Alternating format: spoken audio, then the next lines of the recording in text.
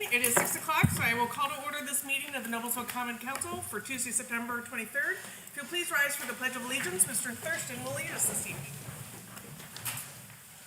I pledge allegiance to the flag of the United States of America and to the republic for which it stands, one nation, under God, indivisible, with liberty and justice for all. Thank you very much. Ms. Stackleback, would you please do the roll call? Mr. Boyce. Present. Mr. Davis. Present. Mr. Elliott. Present. Mr. Johnson. Present. Mr. Peterson. Present. Mr. Schwartz. Mr. Smith. Present. Mr. Thurston. Present. Ms. Wiles. Present. Madam President, you have a quorum. Thank you very much. We will move on to the approval of the minutes from our September 9th, 2025 meeting. Move to approve. Second. It's been moved and seconded to approve the minutes from September 9th, 2025. This is a hand vote. All those in favor, raise your right hand. 8-0. Approval of the agenda. Move to approve. Second. It has been moved and seconded to approve the agenda as presented. This is a hand vote. All those in favor, raise your right hand. 8-0. Petitions or comments by citizens who are present. If anyone would like to speak, please fill out a comment card that's you can find on the table outside the door, and then hand it to the clerk's table, and we will be happy to hear you.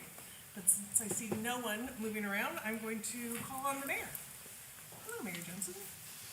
Good evening, Madam President, members of the council. Great to be with you yet again today. I am here I'm going to be up a little bit later to talk about one of the main things we're here to talk about tonight, which is our new 2026 budget. But first, I want to start by thanking you and congratulating the city of Noblesville and Central Indiana, and quite frankly, the state of Indiana, for landing a huge announcement this morning. After months and months, and maybe even a year or two of work, USA Gymnastics announced this morning that they will be relocating their corporate headquarters, as well as building their state-of-the-art training and wellness facility right here in Noblesville. And I think that's a kudos to the work that you all have done. I have to give a lot of thanks to staff who I didn't get a chance to thank earlier today, but Andrew Murray, Matt Light and their team, John Hughes, Sarah Reed, the whole team worked tirelessly. I've learned a lot about gymnastics in the past 18 months, something I didn't foresee happening in my life, but it's been great. It's been wonderful to work with. Well, I'm still not quite as limber as I'd like to be, but I will say it was interesting to learn that we are one of the few countries that doesn't have a combined training and wellness center for our Olympic athletes within gymnastics. That is what spurred USA Gymnastics to go search this out over the past 18 months. They did a nationwide search for a community to land this facility. There were originally about 18 communities that submitted on the bid, and it came down this summer to 3 major communities: Frisco, Texas, Colorado Springs, which are both incredible sports powerhouses, and Noblesville, Indiana, which I think is a powerhouse of everything, personally. And I just think our tireless efforts and conversation with them made it a perfect fit for them to land here. So we are so honored to have them getting ready to break ground this spring on their 200,000 square foot facility, about $120 million investment that they'll be making here in Noblesville, with the goal of having that facility open for all Olympic athletes to train in prior to the 2028 games, which will be in Los Angeles. So it's an aggressive goal, but I think we've done aggressive things before, and we made that announcement in a pretty aggressive building today, and I think that is what helped lead us to this conversation. So kudos to everyone's foresight to get that done. It's not just about Olympic gymnasts, though. I will say they are passionate about the grassroots movement around Olympics, or around gymnastics in America, and you're going to see kids of all ages in and out of that building. They are planning to host about 110 events in that space alone, in addition to the Arena Innovation Mile. That's going to equate to about 22,000 hotel rooms a year for Hamilton County, so it's a big opportunity. Currently, the female athletes train in Texas, male athletes train in Colorado, and then rhythmic gymnastics is up in Chicago.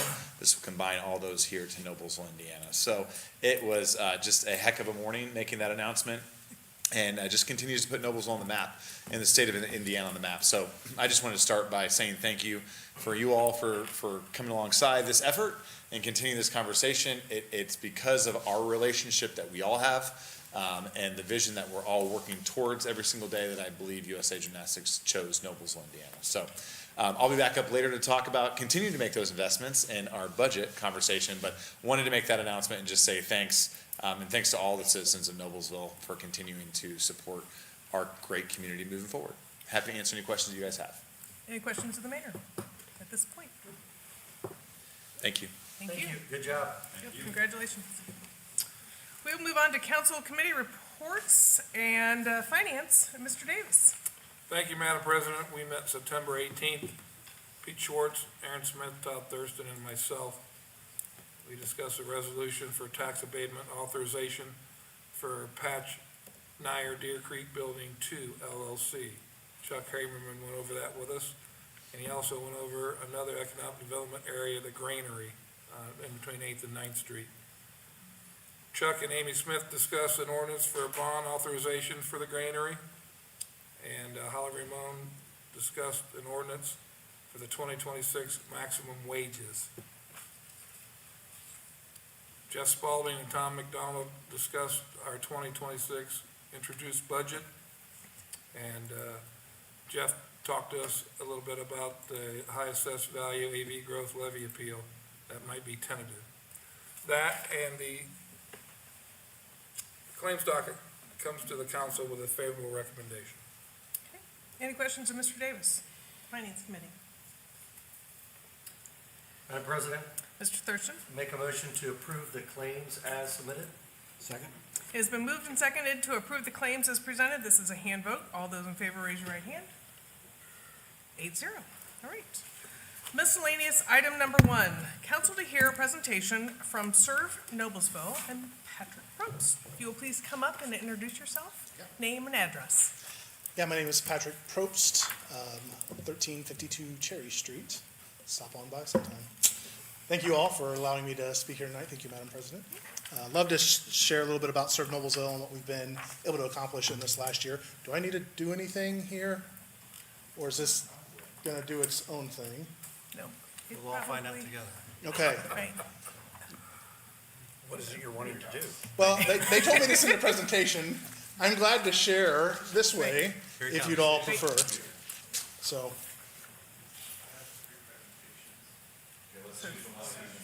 Serve Noblesville, Serve Village? Okay. I'm glad to tell you about it anyway. There is an overhead, Patrick, Yeah, if you to your right, Put it on the other end. if that'll work. Yeah, there you go. Perfect. There you go. Sorry for you all. Well, I think No, it's they can good. see it on the sides too. Well, they could a minute ago. There we go. We can now see it, Literally, you're right as I say. and we have it in screens in front of us. Right. Yeah, you're good. Excellent. Thank you. Is this a hazing thing that we do with the council?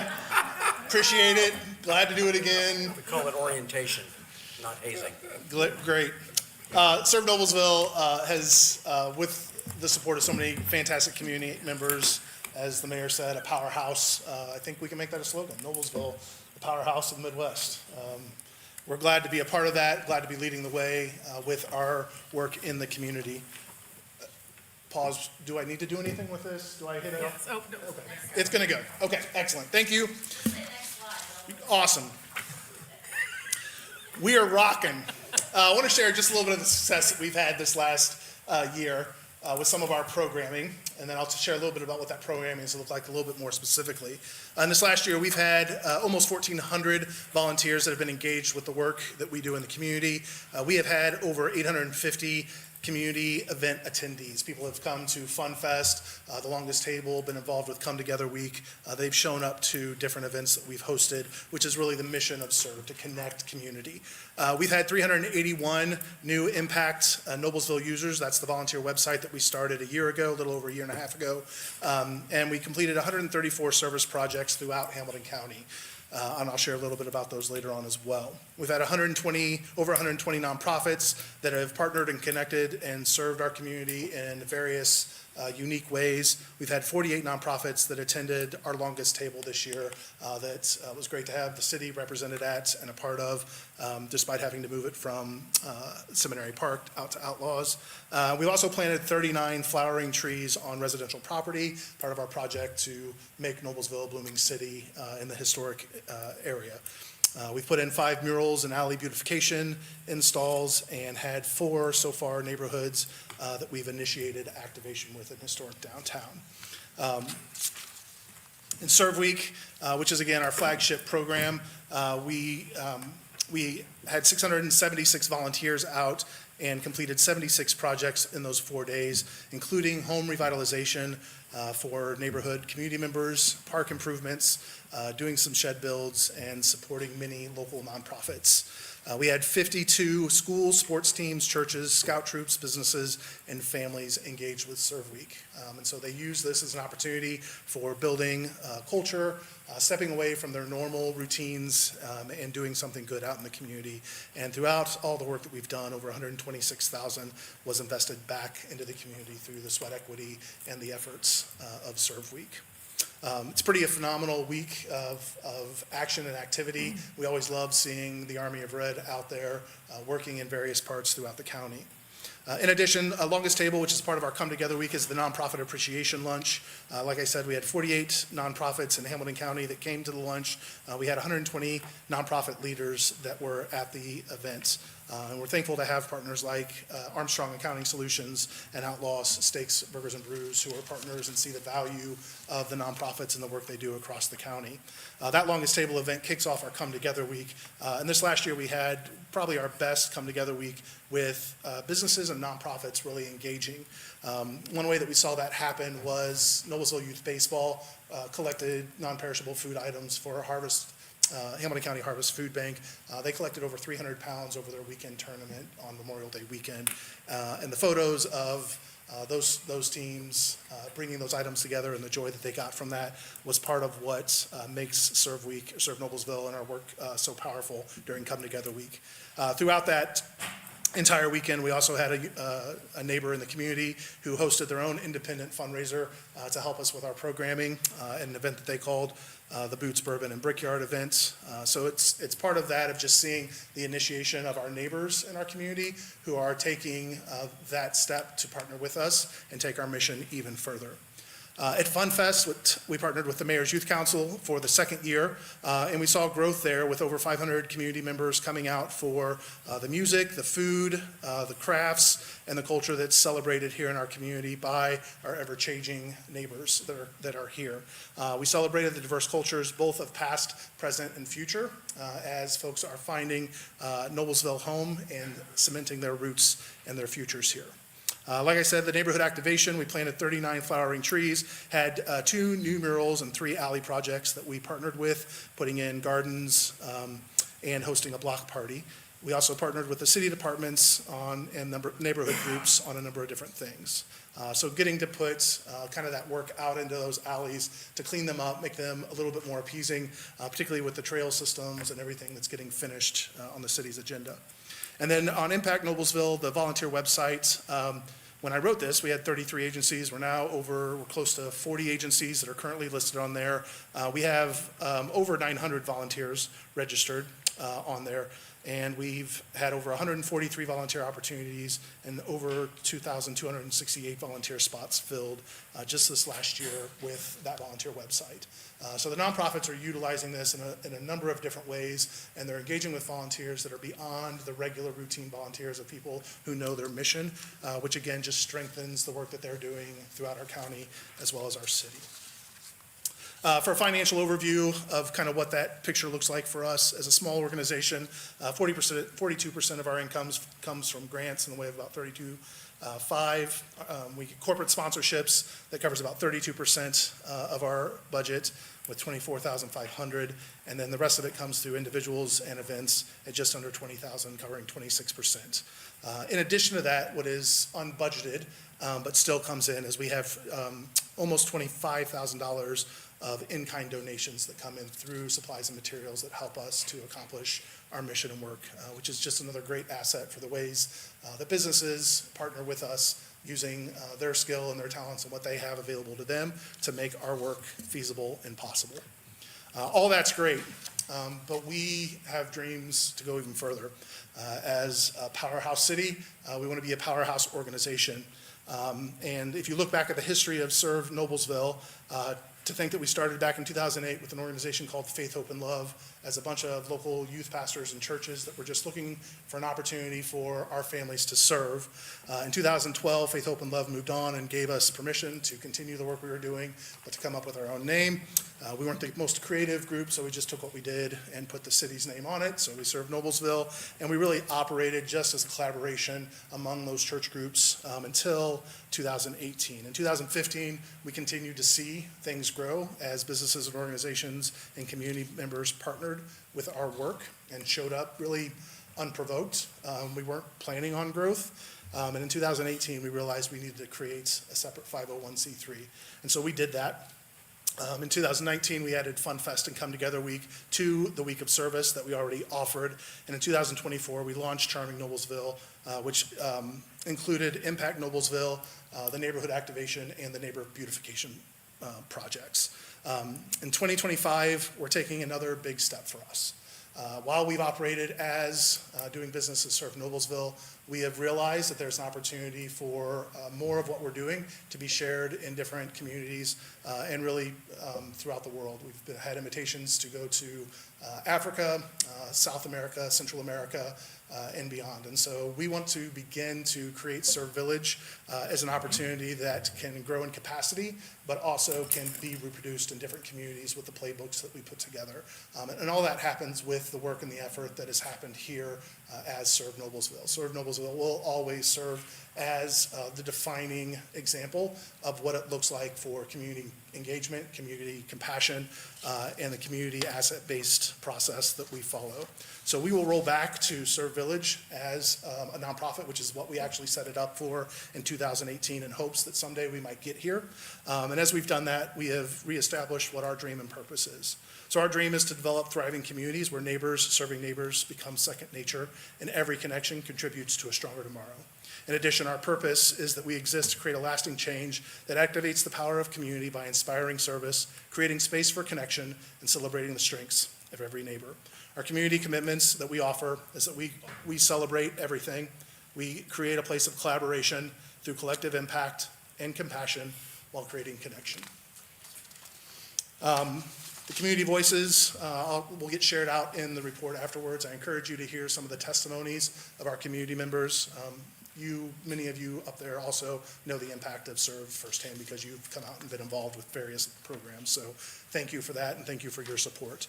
Where we're heading 25 through the rest of 25 and 26, our annual celebration is coming up January 9th. We'll celebrate the collective work that we've done and offer the 7 awards that recognize individuals and groups who embody the values that Serve Village puts out in our community. Like I said, we'll return to Serve Village as our working organizational name so that we can build capacity in order to launch chapters in a few years.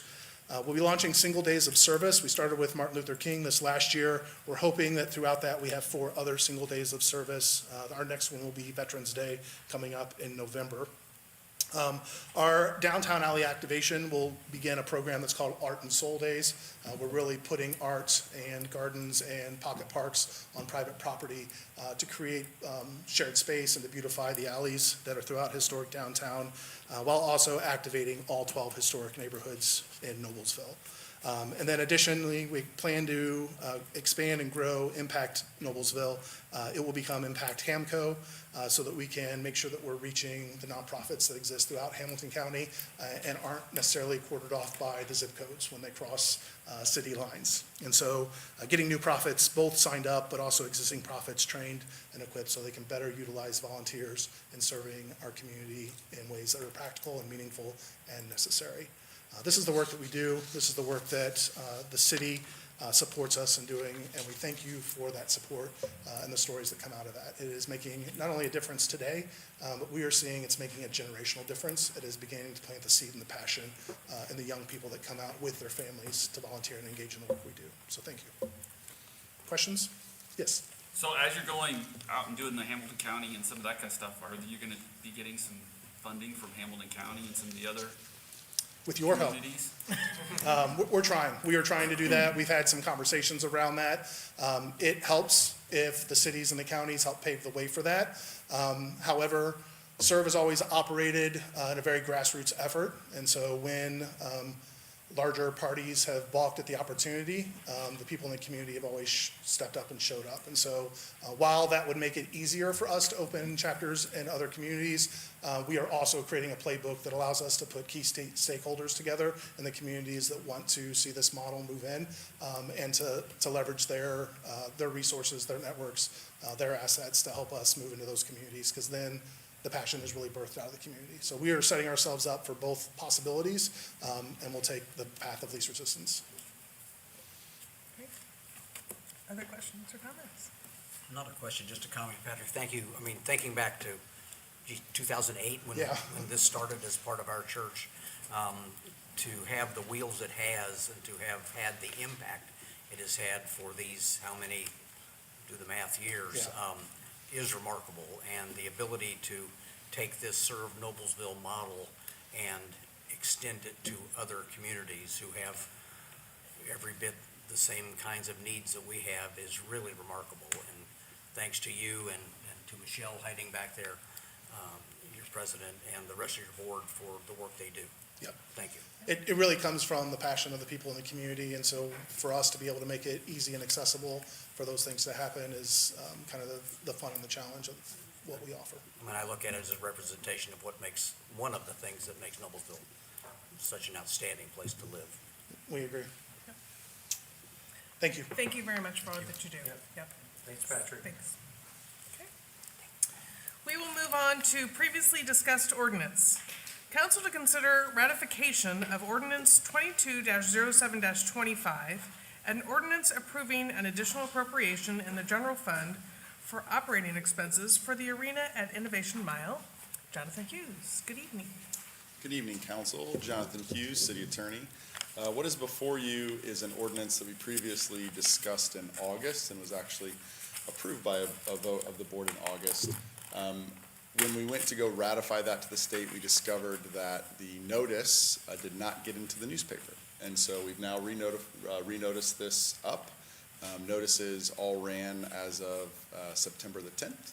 And so we just need to have a public hearing, and then after that public hearing, have a vote to ratify your decision already approving this ordinance. So I'll step aside. If you have any questions, happy to answer them. Otherwise, we can open up the public hearing. Any questions of Mr. Hughes? Seeing none, I would open the public hearing for ordinance number 22-07-25. Madam President, Mr. Davis, seeing nobody come forward, I move to close the public hearing for ordinance number 220725. Second. it has been moved and seconded to close the public hearing for ordinance number 22-07-25. This is a hand vote. All those in favor, raise your right hand. 8-0. Madam President, Mr. Davis, I move to ratify ordinance number 2207-25. Second. it has been moved and seconded to ratify ordinance number 22-07-25. This is a roll call vote. Mrs. Stackelback. Mr. Boyce, Aye. Mr. Davis, Aye. Mr. Elliott, Aye. Mr. Johnson, Aye. Mr. Peterson, Aye. Mr. Smith, Aye. Mr. Thurston, Aye. Ms. Wiles. Aye. Madam President, 8-0. Thank you very much. New ordinance for discussion. Council to consider ordinance number 31-09-25, an ordinance establishing the 2026 budget. Mayor Jensen, we're going to, Move to introduce. Second. now Mayor Jensen. Good evening again, Madam President. You're going to hear a lot tonight about the budget that we have put together for 2026 with your help and input. Before I start though, and I'll pass it off to our fiscal leaders, I want to start by saying thank you to each one of you for taking time. I'm sure the public may not realize this process starts well in advance of tonight. In fact, it usually starts about April-ish of every year. and you all work diligently alongside incredibly smart, talented, hardworking department heads to craft the 2026 budget with our guidance from our office. So I just want to say thank you. I want to thank Matt Light, Jeff Spalding, Tom McDonald, so many of the people who have poured over this this budget that you'll see here in front of you tonight. So the 2026 budget continues to emphasize on several things. One, living within our means, being good stewards of taxpayer funds, and making smart investments in our community. Before I get into the actual dollars and numbers, I want to highlight just a little bit of the atmosphere of which we introduced this budget within. And we've talked about it quite a bit, and that's the impact of Senate Bill 1, or SEA 1, now that it is Senate Enrolled Act 1. That is Governor Braun's property tax plan that he put forth in front of the legislature that passed earlier this year. So just to give you a little understanding of kind of how that impacts Noblesville directly moving forward. So under Senate Bill 1, or SEA 1, you're going to look at the 5-year fiscal forecast. We're going to receive $30.4 million less in core revenues over the next 4 years.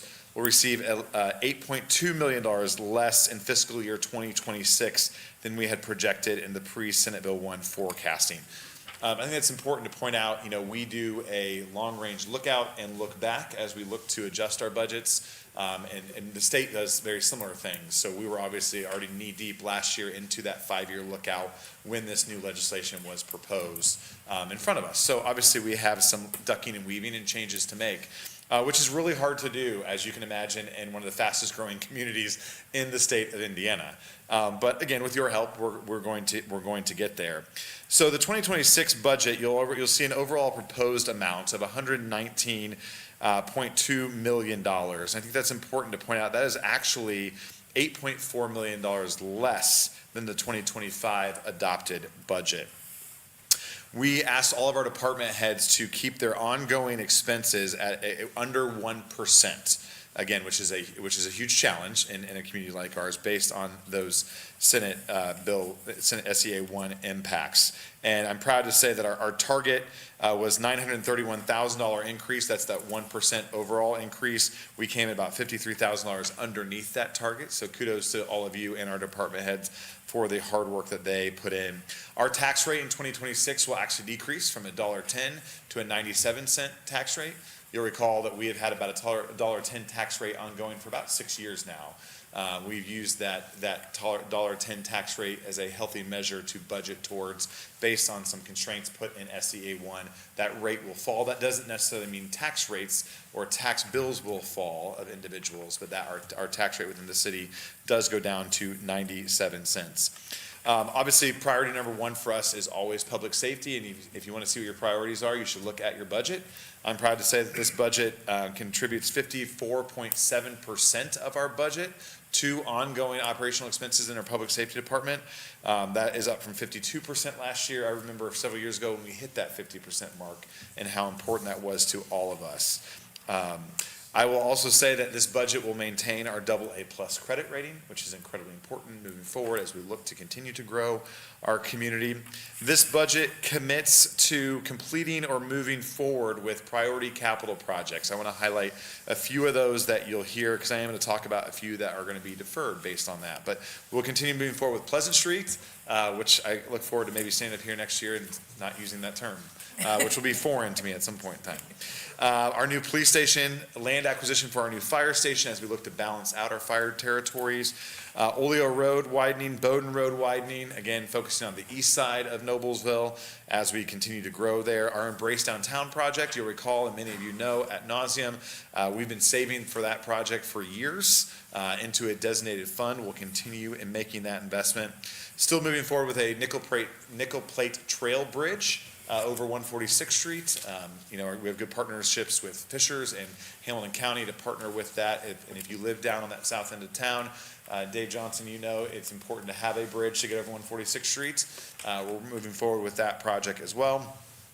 State Road 37 interchanges. As you know, we're currently finalizing our agreement with our friends at the Indiana Department of Transportation to move the 37 project north of 146th Street to those additional intersections at Greenfield, Town and Country Pleasant, and State Road 32 and State Road 38. And then our annual neighborhood street and sidewalk resurfacing and improvement project and plan we'll continue to move forward with, which is something we continue to chip away at every single year as we add lane miles. We need to not only add new roadway, we need to maintain our existing roadway, and that comes with a huge challenge. But those will all continue to be funded and move forward. But there are several that we have deferred, several programs and capital projects in our 10-year capital improvement plan based on the SEA 1 impact. So a few of those, the ice skating rink at Federal Hill Commons after this year will probably be going away. There's several quality of life and trail gap projects, there's several intersection improvement projects. Our dog park project, which we've talked about for a long time, will probably be deferred based on incoming income streams. A new road salt barn. Council President, I know you love a good salt barn. We're going to defer that for a little bit of time. And then we're also going to shift to less frequent roadside and right-of-way mowing and landscaping. We're going to adjust our timelines on some of our own roadside landscaping that we do to spread them out a little bit in order for a cost savings measure as well. All that to say too, we have frozen any unplanned hiring going forward for the time being, as well as any pay increases to employees going forward in 2026. I did email the staff, all of our employees who work tirelessly every day to serve the city of Noblesville, to outline our budget for them earlier today, with that announcement that the current time, based on the funding we have available, there will be no compensation increases in 2026, which is incredibly hard because we all believe that they work incredibly hard and deserve that. But we, under the current fiscal standpoint we have, it's the facts that we have in front of us, and I know you all respect that and appreciate your support as we move forward with that. So as I stated during my State of the City several weeks ago, we've been focused on government efficiency, public safety, infrastructure, our return on investments, which is incredibly important, collaboration with you as the fiscal body, and growing our tax base for the benefit of current and future generations. We appreciate all the participation and insight during this several-month process and look forward to working through remaining steps that put us in a strong position going into next year. So with that, I'm happy to take any questions, but I'm going to turn it over probably to Tom McDonald, I would assume, to carry on the conversation. But thank you again for all the work that we put into what was a very challenging budget. Some would say not challenging. When you don't have money, it's actually easier to budget sometimes, but also very challenging as we have to make these very hard decisions going forward. So thank you, Madam President. Any questions of the mayor before we hear from others? Thank you. Thank you very much. Mr. Spalding. Yeah, actually, it'll be me first, so thank you, Mr. Mayor. Jeff Spalding, CFO and Controller, and we have a brief presentation overview of the budget that I'll start out on, and then Tom will complete. But before we go into that, I wanted to address a couple technical things to remind you of on this process. First of all, just as you know, typically on most ordinances, the public hearing comes at the second reading, but on this ordinance, the public hearing is tonight, and then that's all built into the state process on the budget, which requires a notification to taxpayers that was sent out September 12th, and then that manifests itself into a budget ordinance that you have in front of you. It's not part of this presentation, but that's the ordinance that you have is the official action that you will take. And as was discussed in Finance Committee, and we've talked about in the past in this annual process, because of the way the requirements of the state Department of Local Government Finance and state law establish how you have to define your maximum budget levels and your maximum tax rates. That ordinance has, the budgets are pretty similar to what you see in here, but the levies and the tax rates are all above what we will present in this presentation. And again, there's lots of technical reasons why you have to do that in the process, but what we do in managing the city's finances are adhere to the budget that we present to you, and there's some other documentation that will come before this body to reference all of that. So with that, just wanted to address that formal document, and we'll go into the presentation here. So starting off budget in perspective, the mayor covered some very key important points with regard to Senate Enrolled Act 1. Some of that information is here for you to reference, but that's really the most overarching impact on this budget process. The environment that we were building this budget in was a Senate Enrolled Act 1 environment. Then as a consequence of that environment, significant budget restraint was put in place for 2026, and as the mayor referenced, the overall budget is actually going down year over year. There are, as we talk about, there are base budget items which are ongoing costs that maintain the operations of the city. So some of those are increasing a bit. They all fall within this 1% growth target for ongoing cost increase. The overall decrease is a result of one-time appropriations that are approved in 2025 that we don't have as many of those in 2026. And then within that restraint that was established, there's still the continued emphasis on public safety with a majority of the ongoing funding going to public safety. I guess I do want to mention one other thing about Senate Enrolled Act 1 and something that will come up later in the presentation. It talks about in here that it drives down the city property tax rate in 2026, as the mayor referenced, but drives it up thereafter. We'll talk about that more in the future. But one other factor that will be playing into the final adopted budget, which will come before this body in 2 weeks, is, as you've heard in the news, there is some activity going on at the county on recertification of assessed values. So that will play a little bit of a role in the final property tax rate number. The 97 cents that the mayor referenced, that's the working number that was established with the certified net assessed values that were in place at the time we prepared this. But with some movement in that certified net assessed value, that property tax rate may move a little bit to just ensure that we can still capture our maximum allowable levy, that type of thing. So just wanted you to be aware that if you hear that number move a little bit, it's related to that change in certified net AV. Then again, just things that are relatively significant for the process that we go through in building the budget are information related to net AV growth, what's happening with the property tax levy, income tax growth, and then most importantly, and you're familiar with this from past years, we definitely keep an eye on our reserve balances. We maintain strong reserve balances, but we also don't want to, just hoard reserves. And so there is a conscientious effort looked at in every budget and included in this budget to spend down reserves if we feel that reserve balances are getting above a prudent level, and to spend them down thoughtfully. And this budget is the same as in previous years, is that there is a $4.4 million strategic spend down of rainy day fund reserves included in this budget. Now, to be clear, that is less than we have been typically doing over the past few years. Some of those years it's been 10 million, 7.5 million, that type of thing. But we do still continue that practice.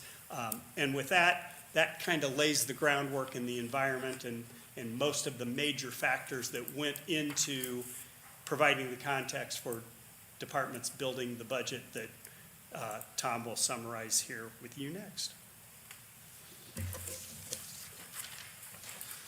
Thank you, Jeff. Thank you, Mayor and Madam President, members of the council. Tom McDonald, Deputy Financial Officer.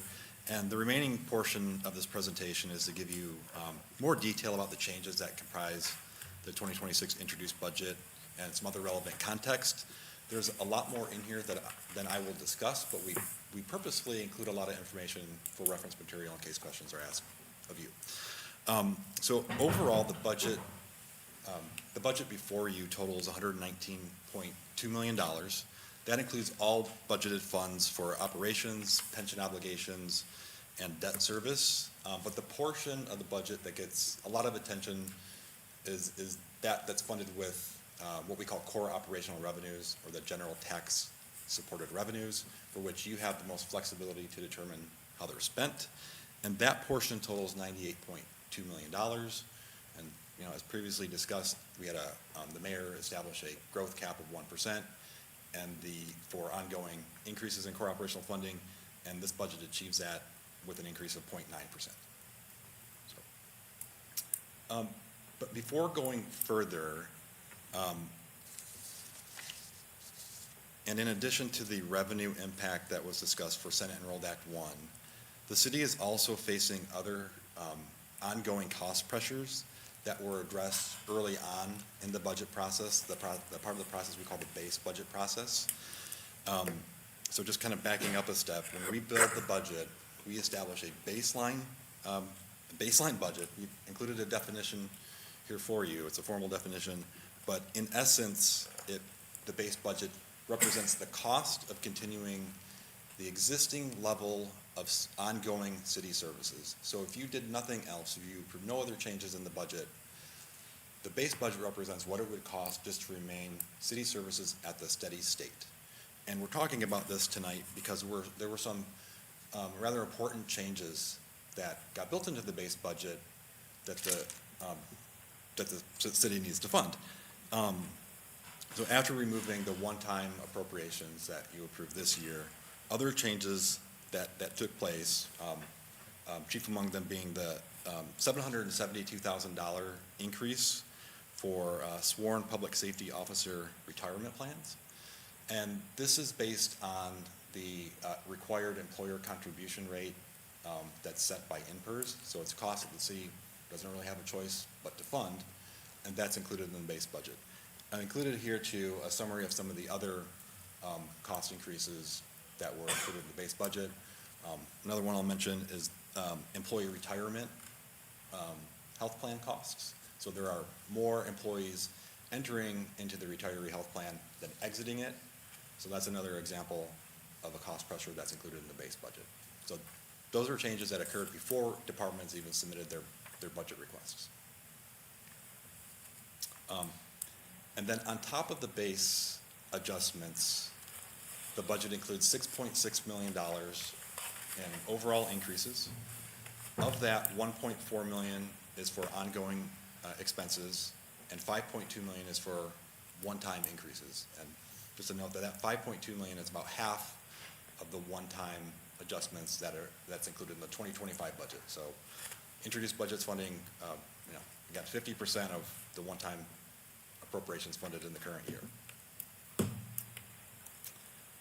And then this slide gives you a summary of what the ongoing budget increases are. These were all presented to you during the department, when departments presented their budgets to you last month. I'm not going to go through these.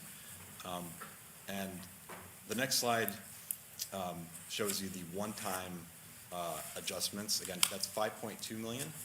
Of the $5.2 million in one-time costs, $4.4 million is being supported through the strategic spend down of available cash reserves. And then a couple I want to mention here because they haven't been previously discussed is that you'll see at the top line is $1.7 million for a 27th pay period.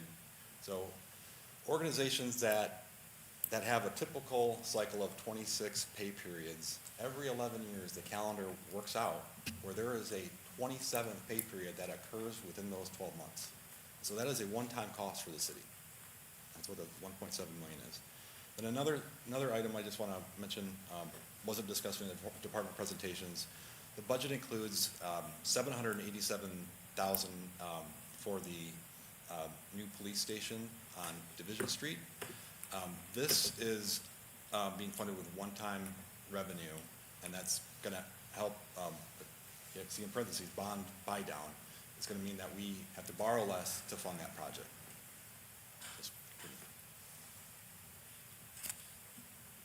And then after all of the changes in the introduced budget, we have a summary here of what the estimated cash balances are for the city. We have this by general fund, rainy day fund, and our core operational, what we call or total operational funds. And a little bit more context on the revenue that supports the budget.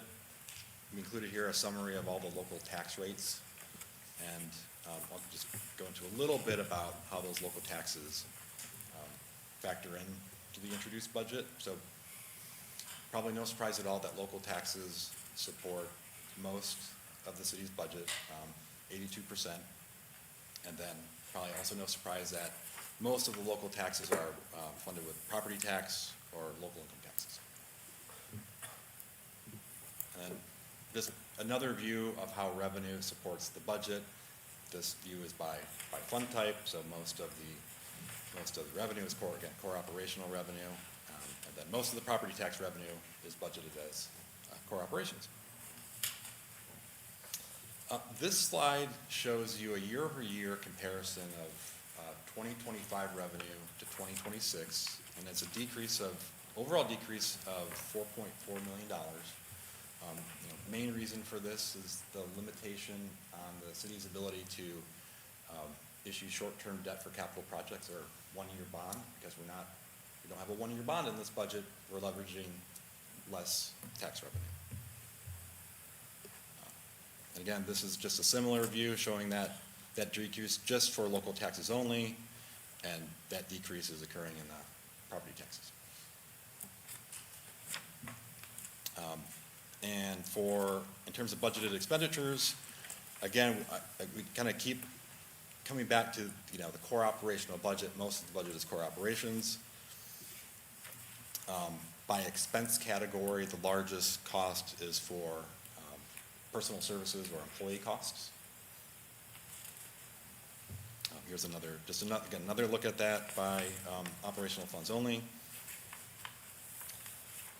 So I mentioned before that there is an overall increase of $6.6 million from base to introduced, and this is an illustration of that increase by department, and most of that increase for both ongoing and one time is in police and fire, followed by street.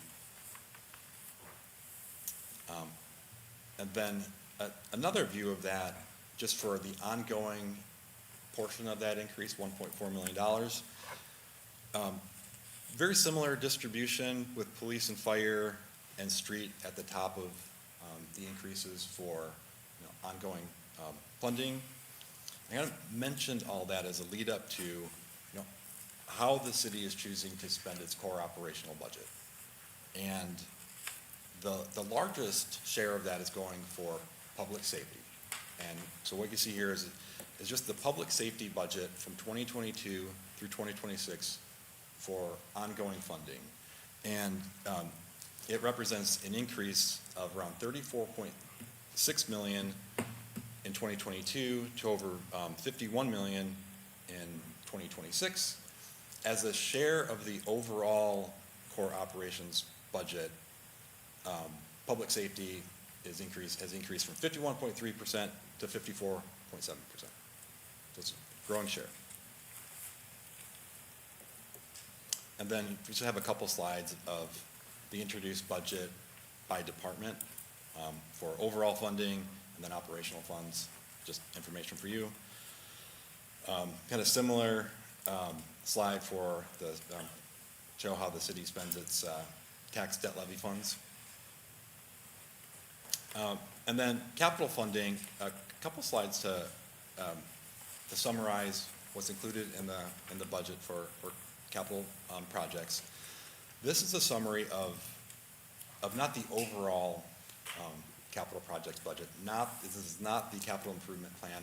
This just represents the new funding or existing ongoing funding that supports capital projects that you're being asked to act upon. So it does not include previously issued bonds or non-appropriated funds.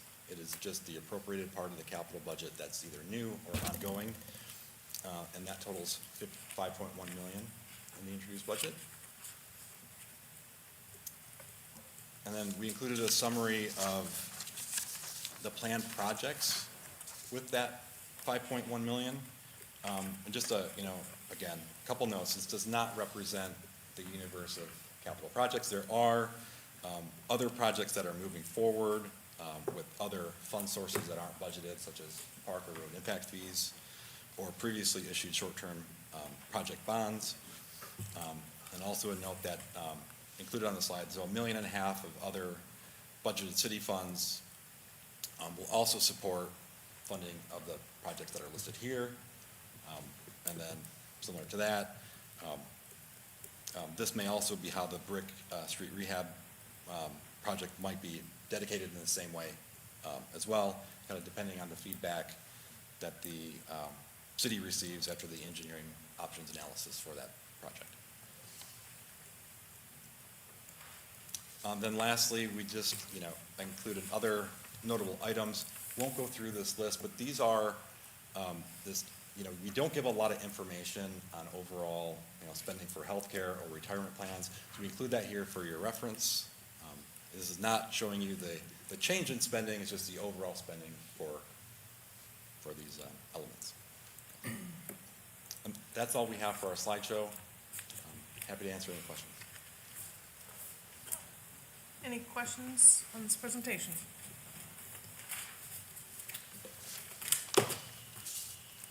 Thank you very much.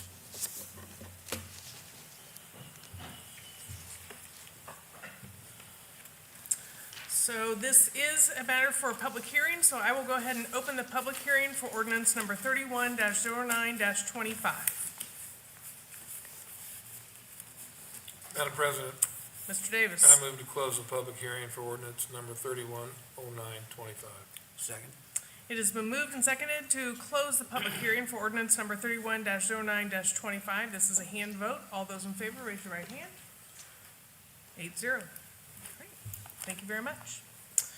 Council to consider ordinance number 32-09-25, a salary ordinance for appointed officials and employees of the city of Noblesville for 2026. Move to introduce. Second.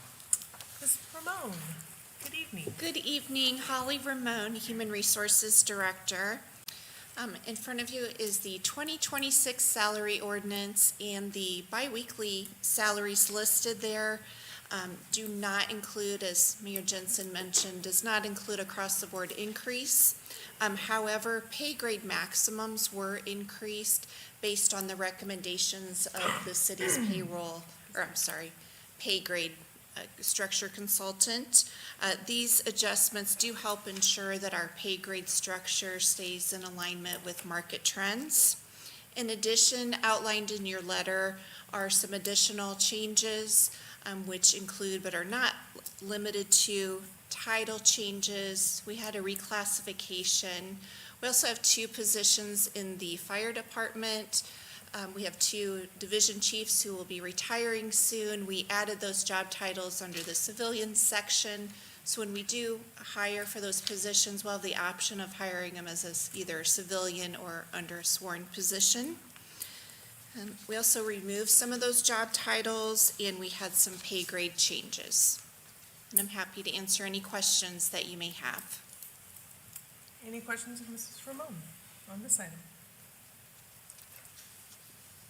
Hearing none, we will move on to our next item, which is council to consider ordinance number 33-09-25, a salary ordinance for elected officials for 2026. Move to introduce. Second. Ms. Ramon. The salaries and the language listed in the 2026 ordinance has been unchanged from the 2025 ordinance. There have been no salary increases or revisions other than the year and the ordinance number. I'm happy to answer any questions that you may have. Any questions on this item? Okay. Thank you. I think we'll see you in 2 weeks. Thank you. Thank you very much. Council to consider ordinance number 34-09-25, an ordinance authorizing the issuance of the City of Noblesville taxable economic development revenue bonds, Series 2025 Granary Project, and the lending of proceeds thereof to Flattery and Collins. Good evening, council. Move to introduce. Second. Mr. Haberman, good evening. Now you can introduce yourself. Good evening. So the ordinance you have in front of you is the first step in the incentive for the project Granary, which the EDA was approved on August 18th. This is for the issuance of bonds to complete that incentive, our contribution to that incentive. I'm happy to answer any questions you may have about the project or about the ordinance, if you have any. Any questions of Mr. Haberman? No? Okay, all right. We will see you in 2 weeks. You will. Okay. Moving on to zoning matters. Council to consider ordinance number 35-09-25, an ordinance regarding text amendments to adopted ordinance number 18-03-16, Fior Plan Development, allowing a contractor's office with outdoor storage of equipment and materials and modifying the perimeter fencing standards for property at 11460 Greenfield Avenue. Move to introduce. Second. And then, yes, Ms. Ashelman, good evening. Yes, it is. Unlike most of our zoning matters, it isn't paired with something else. So, this site is approximately 15 acres. It's zoned PB, PD, Planned Business, Planned Development, and was approved in 2016 for Fiore Nursery. That ordinance specifically permitted only wholesale nursery and landscape supply companies as permitted uses on the property.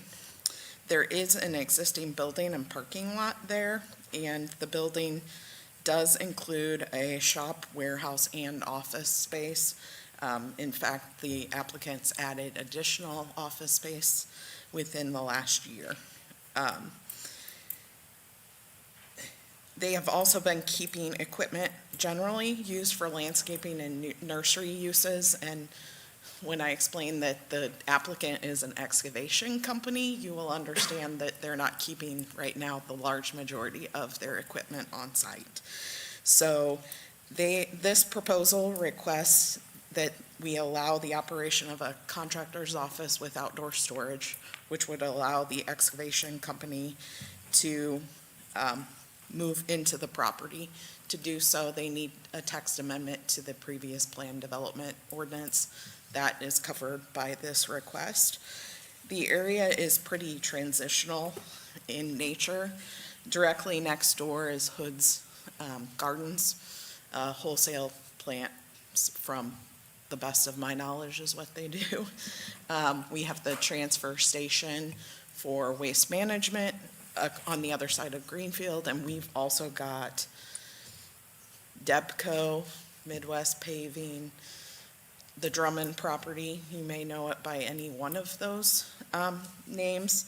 Those uses are also, and that in addition to a contractor's office, they also have outdoor RV and boat storage on that property. So the majority of those properties were actually zoned that way by Hamilton County, and we have taken them over as we've continued to grow. So they are in our ordinance, and we regulate them through their approvals with the county, but we're also trying, as they change, to get them to match our current zoning. So the proposal of this also modifies the preliminary development plan from the original approval.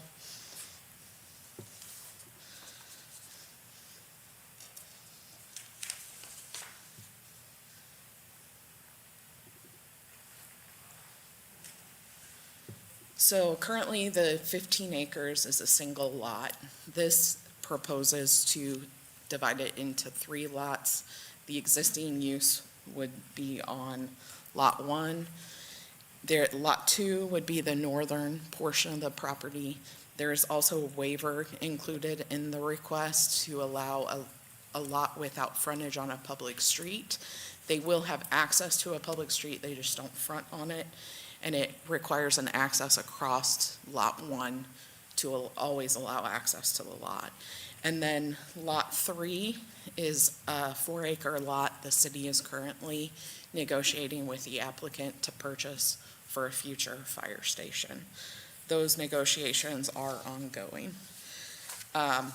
The outdoor storage, and I will let the applicant cover in a little more detail.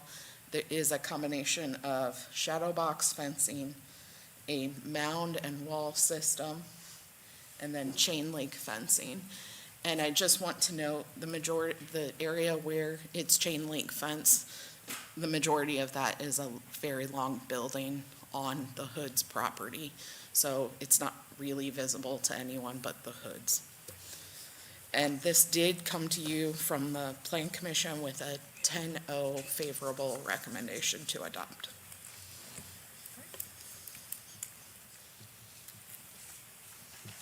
Any questions of Ms. Ashelton? Madam President, Yes. what has the feedback been from Hoods?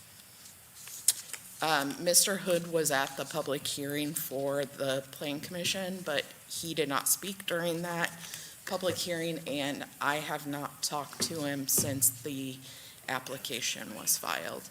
He is very familiar with our office, so I feel if he did have issues, he would have come into the office.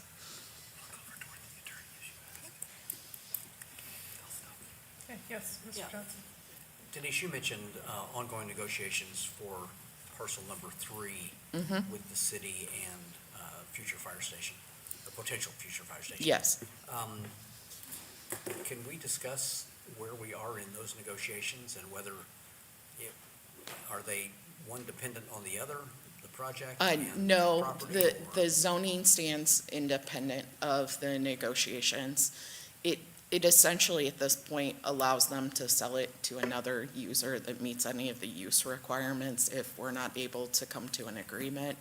But if the city does purchase it, we will have to come back with a GUO pursuant to the changes we made a couple months ago. As to the status, I'm in it, but I not really in it. Understand. Okay. Thank you, thank you. Thank you. Mr. Schoonover, if you'll please come forward and introduce yourself. Yes, good evening, Madam President, councilors. For the record, my name is Jim Schoonover, an attorney with the law firm of Nelson and Frankenberger with offices in Carmel. We are representing the owner and the applicant, Legacy 4-14 LLC, and Roscoe Dorsey, who's present tonight. Roscoe operates Dorsey Excavating, so that would be the use on the real estate. I appreciate all the work that Denise has done with us on this proposal. And I also appreciate her detailed presentation. I'll just touch upon a few quick items. You're all very familiar with the real estate, Greenfield Avenue to the south. This exhibit shows the type of perimeter screening that we're proposing, which is also included in the PUD ordinance. And what you'll see, based on this exhibit, is for the portion that is directly adjacent to the primary building, shown with these green dots, we're going to have a wood shadow box fence that will be along these locations where I'm marking on the screen, which we believe should provide really sufficient screening from Greenfield Avenue. As Denise described, to our east is Hood's Nursery, and along that perimeter would be the chain link fence, which is the blue squares.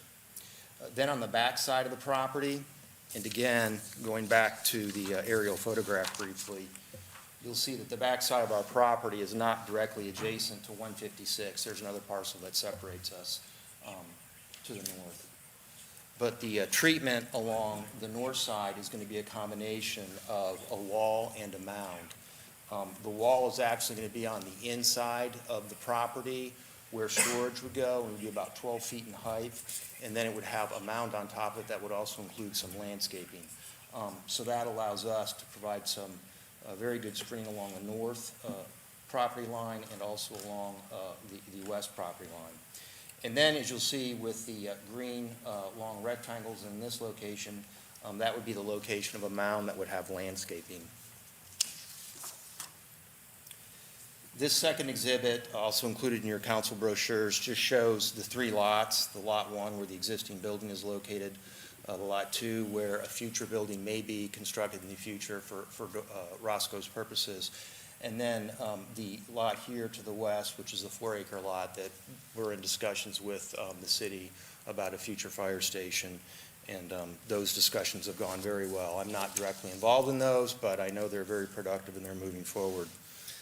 In conclusion, we conducted a neighborhood meeting on September 3rd, and we did receive a unanimous positive recommendation from the Plan Commission on September 15th.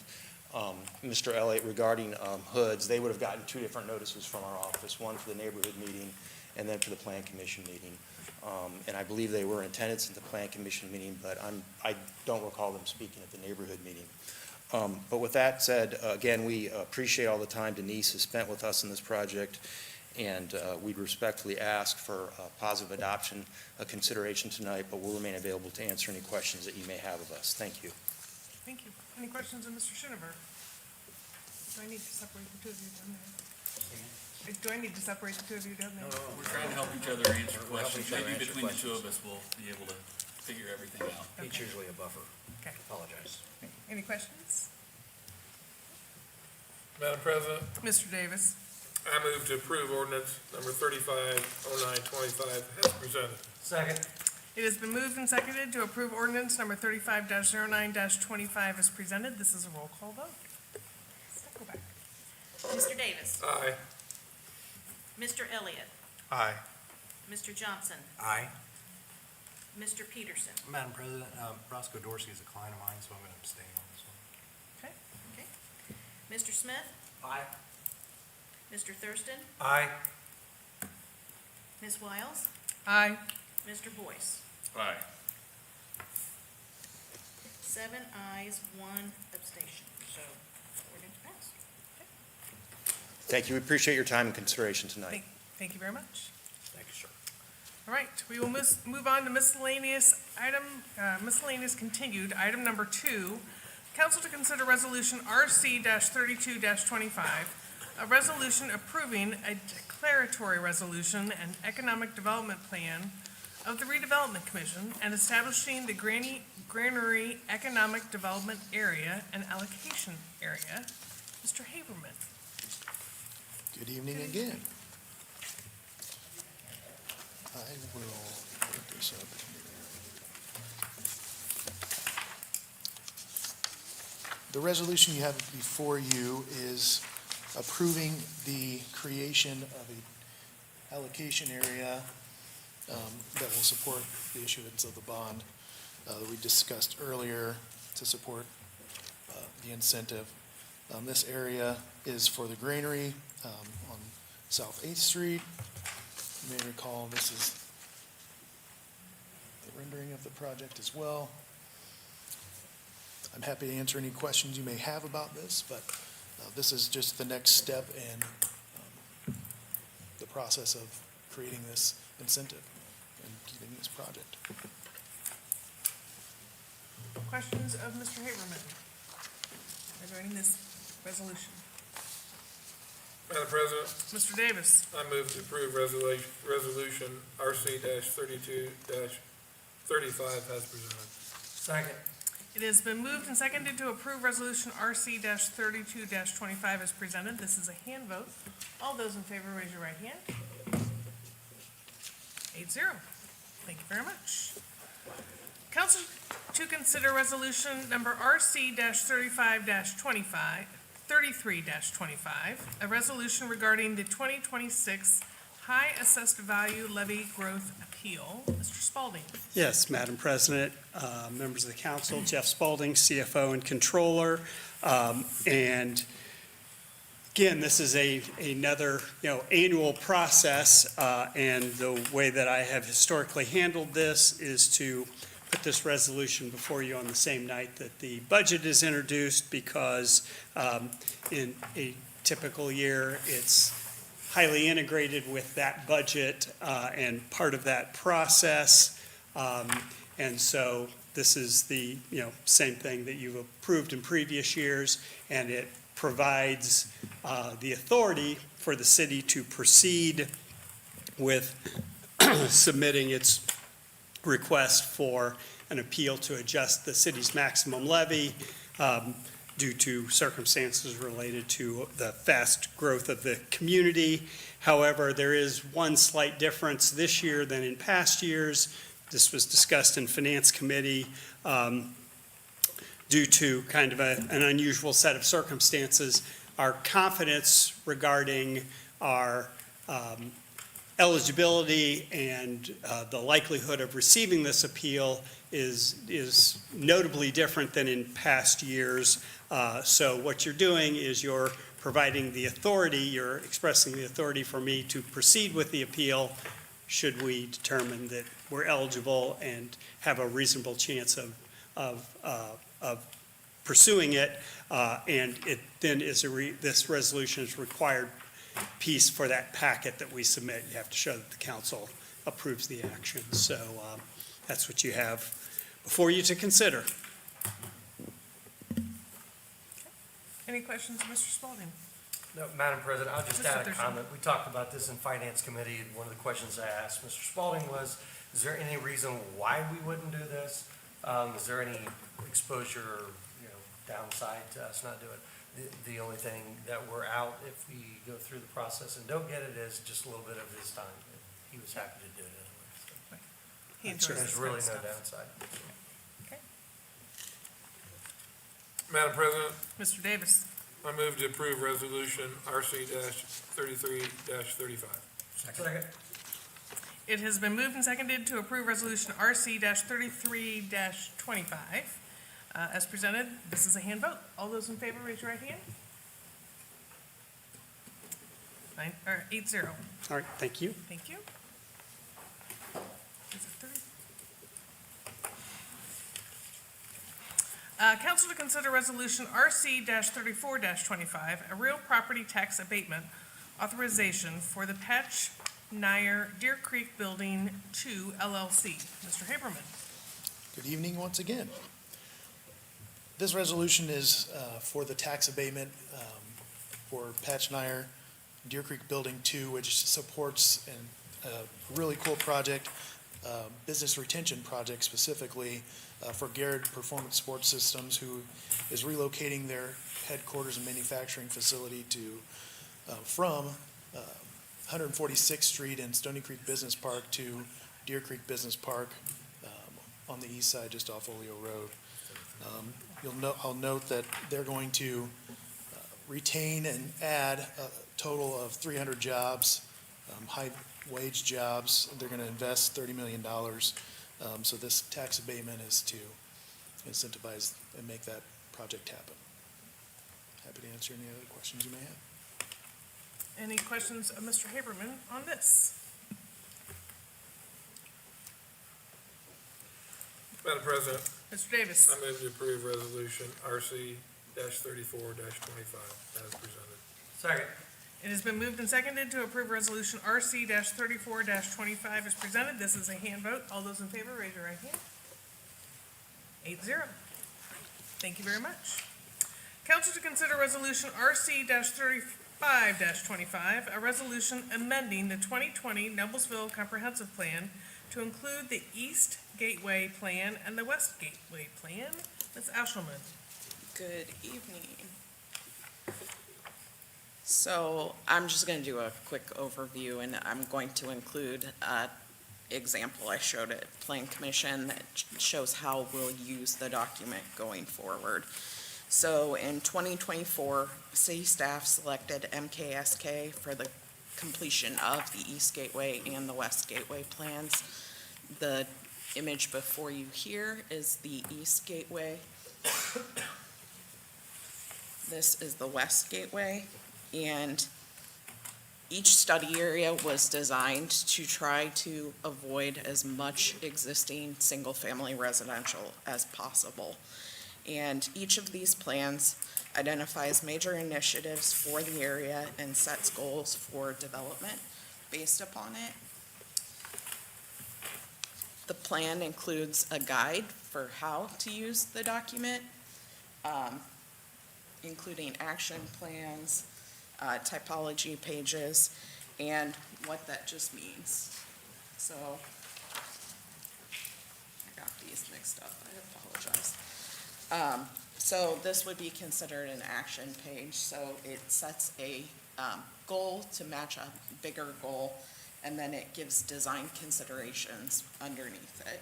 It also identifies land use types for the area and street types. So we have street cross sections that identify all the specifics about the street. And then we have different land use types. And these images are inspiration images. We're not saying if you exactly match them, your project will get granted. We have discretion in the design, but it also includes items like how tall the buildings should be, how close to the streets they should be, that type of thing.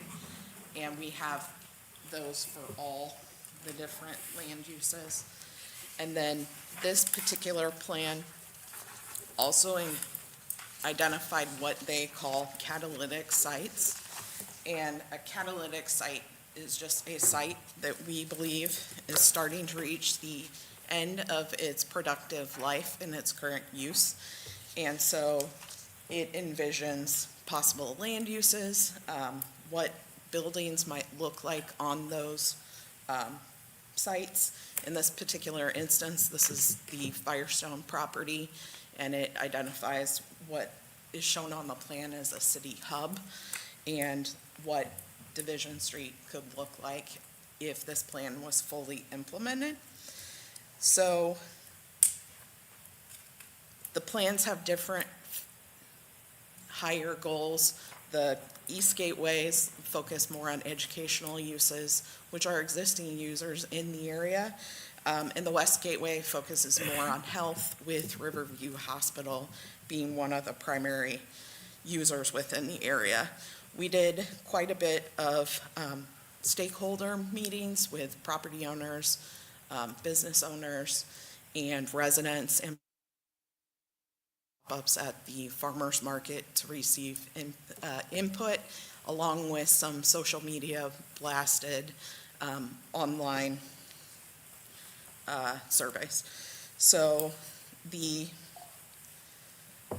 plan is, we're not forcing redevelopment. The plan just suggests for staff and you possible visions for the area and allows us to continue to make decisions going forward.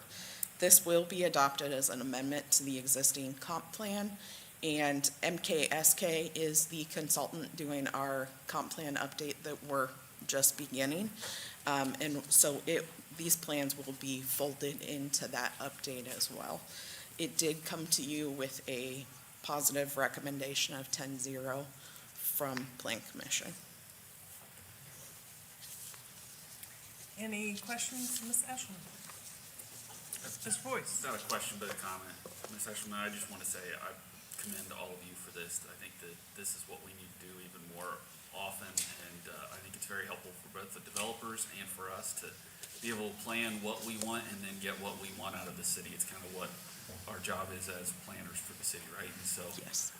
I'm very impressed with this, and I like what it looks like, and excited to see what hopefully come to fruition in something similar. So I will say my first initial thought was, why do all plans not look like this? This is a very usable document, and it was one of the easiest reads as a rough draft that we've had, because you're focusing a lot on images and it's just providing guidelines. And it is, I think it will be incredible, and I'm excited to see what our comp plan will look like also.